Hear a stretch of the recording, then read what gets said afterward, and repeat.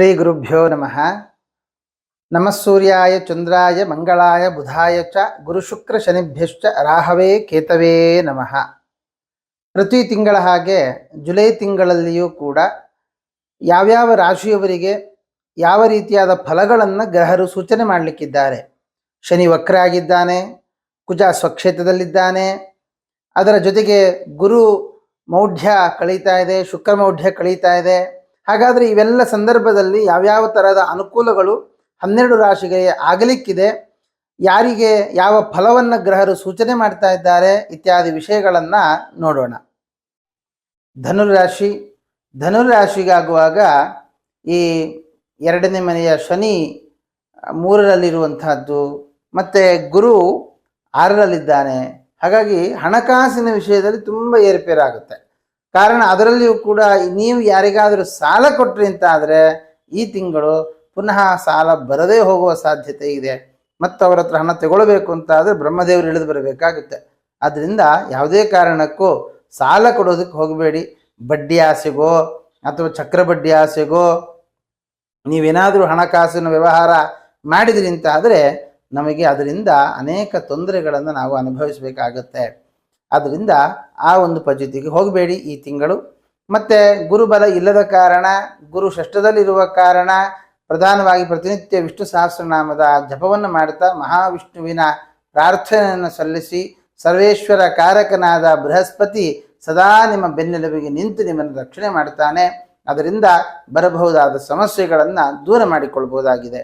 ಇನ್ನು ಆರೋಗ್ಯದ ವಿಷಯದಲ್ಲಿ ನೋಡುವಾಗ ಪಾಂಡುಶ್ಲೇಷ್ಮ ವಿಕಾರ ಪಾದವಿಹತಿ ಅಂತ ಹೇಳಿದ ಹಾಗೆ ನಮಗೆ ಒಂದು ಸ್ಕಿನ್ನ ಸಮಸ್ಯೆ ಆಗ್ಬೋದು, ಕಫ ಜಾಸ್ತಿ ಆಗುವಂಥದ್ದು, ಇದು ಕೂಡ ನಮಗೆ ಬರುವಂತಹ ಸಾಧ್ಯತೆ ಇದೆ.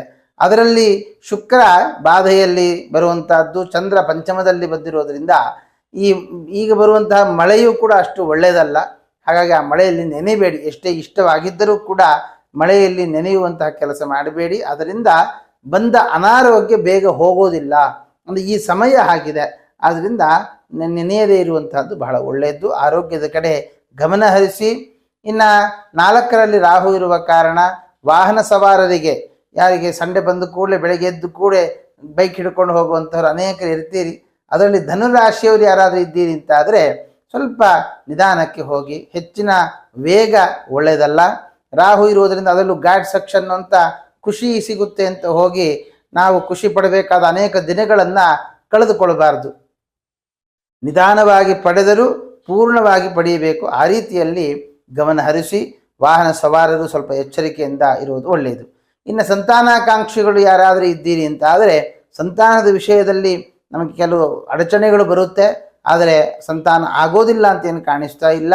ತುಂಬ ತೊಂದರೆಗಳಾಗ್ತಾ ಇದೆ. ಪ್ರಯತ್ನ ಪಟ್ಟರು ನಮಗೆ ಸಂತಾನದ ಒಂದು ಲಾಭ ಕಾಣಿಸ್ತಾ ಇಲ್ಲ ಅಂತ ಆದರೆ ಇಬ್ಬರ ಜಾತಕವನ್ನು ಒಮ್ಮೆ ವಿಮರ್ಶೆ ಮಾಡಿಸಿಕೊಳ್ಳಿ. ಆ ವಿಮರ್ಶೆ ಮಾಡಿಸಿಕೊಂಡು ಅದಕ್ಕೆ ತಕ್ಕ ಪರಿಹಾರಗಳನ್ನು ಮಾಡಿಕೊಂಡಲ್ಲಿ ಖಂಡಿತ ನಿಮಗೆ ಅನುಕೂಲ ಆಗುತ್ತೆ. ಇನ್ನು ವಿದ್ಯಾರ್ಥಿಗಳು ಯಾರಿದ್ದೀರಿ, ವಿದ್ಯಾರ್ಜನೆ ವಿದ್ಯಾಭ್ಯಾಸ ಎಲ್ಲ ನೋಡುವಾಗ ಇಂಜಿನಿಯರಿಂಗ್ ಮಾಡುವಂತಹ ವ್ಯಕ್ತಿಗಳಿಗೆ ತುಂಬ ಅನುಕೂಲ ಆಗುವಂತಹ ಸಾಧ್ಯತೆಗಳಿದೆ. ಒಳ್ಳೆ ರೀತಿಯಾದ ಅಧ್ಯಯನ, ಹೊರದೇಶಕ್ಕೆ ಹೋಗುವಂತಹ ಅನುಕೂಲಗಳು. ಇನ್ನು ಕ್ಯಾಂಪಸ್ ಸೆಲೆಕ್ಷನ್ ಆಗುವಂತಹ ವಿದ್ಯಾರ್ಥಿಗಳು ಯಾರಾದರೂ ಇದ್ದೀರಿ ಅಂತ ಆದರೆ ಅದು ಕೂಡ ಸಾಧ್ಯತೆ ಇದೆ. ಆದರೆ ಈ 10ನೇ ಮನೆಯ ಬುಧ, ಕರ್ಮಸ್ಥಾನದ ಅಧಿಪತಿಯಾದಂತಹ ಬುಧ 8ರಲ್ಲಿ ಬಂದಿರುವ ಕಾರಣ ಹೊಸದಾಗಿ ಸೇರ್ಪಡೆಯಾಗುವವರಿಗೆ ಕರ್ಮಲಾಭ ಕಂಡರೂ ನಮಗೆ ಯಾರಾದರೆ ಕೆಲಸ ಮಾಡ್ತಾ ಇದ್ದೀರಿ ಆಲ್ರೆಡಿ ಅವರಿಗಾಗುವ ಕೆಲಸದಲ್ಲಿ ಹಿನ್ನಡೆ ಅಂತಕ್ಕಂಥದ್ದು ಕಾಣಿಸ್ತಾ ಇದೆ. ಅದು ಯಾಕೆ ಹೀಗೆ ಅಂತಂದರೆ ಅದು ಈ 5ನೇ ಮನೆಯ ಕುಜ ಮತ್ತು ಚಂದ್ರ ಒಟ್ಟಿಗೆ ಇದ್ದಾರೆ. ಆದ್ದರಿಂದ ಈ ಕ್ಯಾಂಪಸ್ ಸೆಲೆಕ್ಷನ್ ಅಂತಕ್ಕಂಥದ್ದು ಆಗಿಬಿಡುತ್ತೆ. ಆದರೆ ಸೆಲೆಕ್ಷನ್ ಆದ ಮೇಲೆ ಅದರಲ್ಲಿ ಹಾಗೆ ಕಂಟಿನ್ಯೂ ಮಾಡುವಂಥದ್ದಾಗಲಿ, ಅದರಿಂದ ಎಲ್ಲೋ ಸ್ವಲ್ಪ ನಮಗೆ ಅಪಾಯಿಂಟ್ಮೆಂಟ್ ಲೆಟರ್ ಬರುವಂಥ ತಡ ಆಗುವಂಥದ್ದಾಗಲಿ ಇದು ಕೂಡ ನಮಗೆ ಯೋಗ ಇದೆ. ಆದರೆ ಕೆಲಸ ಸಿಗುವುದಂತೂ ಸಾಧ್ಯತೆ ಇದೆ, ಅಧಿಕವಾಗಿದೆ. ಇನ್ನು ಈ ಆಲ್ರೆಡಿ ಕೆಲಸ ಮಾಡುವಂಥವರಿಗೆ, ಅದರಲ್ಲೂ ಕೂಡ ಕಂಪ್ಯೂಟರ್ಗೆ ಸಂಬಂಧಪಟ್ಟಂತಹ ಕೆಲಸ ಮಾಡುವಂತಹ ವ್ಯಕ್ತಿಗಳಿಗೆ ಸ್ವಲ್ಪ ಹಿನ್ನಡೆ ಆಗುವಂತಹ ಸಾಧ್ಯತೆ ಇದೆ. ಹಾಗಾಗಿ ನೀವು ಯಾರಾದರೂ ಕೆಲಸ ಮಾಡ್ತಾ ಇದ್ದೀರಿ, ಯಾರಾದರೂ ಹಿನ್ನಡೆಯನ್ನು ಅನುಭವಿಸ್ತಾ ಇದ್ದೀರಿ ಅಂತಹವರು ಪ್ರತಿ ದಿವಸ ಕೃಷ್ಣನಿಗೆ ತುಳಸಿಯ ಅರ್ಚನೆಯನ್ನು ಮಾಡ್ತಾ ಬನ್ನಿ. ಕೃಷ್ಣನ 12 ನಾಮಗಳನ್ನು ತೆಗೆದುಕೊಂಡು ಆ 12 ನಾಮಗಳಿಂದ 12 ದಳ ತುಳಸಿಯನ್ನು ದೇವರಿಗೆ ಸಮರ್ಪಣೆ ಮಾಡ್ತಾ ಬನ್ನಿ. ಖಂಡಿತ ಒಳ್ಳೆಯದಾಗುತ್ತೆ. ಇನ್ನು ವಿವಾಹ ಆಕಾಂಕ್ಷಿಗಳು, ವಿವಾಹ ಆಗದೇ ಇರುವಂತಹ ವ್ಯಕ್ತಿಗಳಿಗೆ ವಿವಾಹ ಕಾಲ ಅಂತ ಹೇಳಿದ್ರು ಕೂಡ ತಪ್ಪಾಗಲಾರದು. ಒಂದು ಒಳ್ಳೆಯ ಮಾತುಕತೆ ಆಗುವಂತಹದ್ದಾಗಲಿ ಅಥವಾ ಸಂಬಂಧಗಳು ನಮ್ಮನ್ನು ಹುಡುಕಿ ಬರುವಂತಹದ್ದಾಗಲಿ ಸಾಧ್ಯತೆ ಇದೆ. ಅದರಲ್ಲಿಯೂ ಕೆಲ ಜಾತಕಗಳಿಗೆ ತಂದೆಯ ಕಡೆಯ ಸಂಬಂಧದಿಂದಲೇ ನಮಗೊಂದು ಸಂಬಂಧ ಬರುವಂತಹ ಸಾಧ್ಯತೆಗಳು ಕೂಡ ಇದ್ದಾವೆ. ಇನ್ನು ಈ 9ನೇ ಮನೆಯ ರವಿ ಸಪ್ತಮದಲ್ಲಿರುವ ಕಾರಣ ನಿಮ್ಮ ಜಾತಕದ ಪ್ರಕಾರ ತಂದೆಯ ಹಣಕಾಸಿನ ಅನುಕೂಲಗಳಾಗುವಂತಹ, ತಂದೆಯವರಿಗೆ ಹಣಕಾಸಿನ ವಿಷಯದಲ್ಲಿ ಅನುಕೂಲ ಆಗುವಂತಹ ಸಾಧ್ಯತೆಗಳು ಕಂಡು ಬರ್ತಾ ಇದೆ. ಇನ್ನು 10ರಲ್ಲಿ ಕೇತು ಇರುವ ಕಾರಣ ನಾನು ಆಗಲೇ ತಿಳಿಸಿದ್ದೇನೆ, ಕೆಲಸದ ವಿಷಯ ಆ ಪರಿಹಾರಗಳನ್ನು ಮಾಡಿಕೊಳ್ಳಿ.